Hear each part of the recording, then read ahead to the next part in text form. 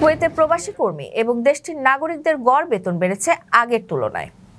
সম্প্রতি দেশটির সরকারি পরিসংখ্যান ব্যুরো প্রকাশিত শ্রমশক্তির পরিসংখ্যানে এ তথ্য উঠে এসেছে।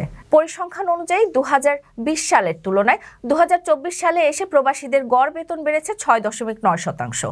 এর মধ্যে সরকারি খাতে প্রবাসীদের বেতন বেড়েছে 6% এবং বেসরকারি খাতে 7%। প্রবাসী পুরুষদের বেতন বেড়েছে 6.3% এবং নারীদের 3.67%। সরকারি খাতে নারী প্রবাসীদের বেতন বেড়েছে 5.8% এবং বেসরকারি খাতে 5.22%।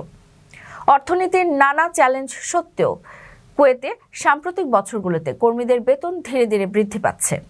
বিষয়টি প্রবাসী কর্মীদের জন্য বেশ স্বস্তির খবর।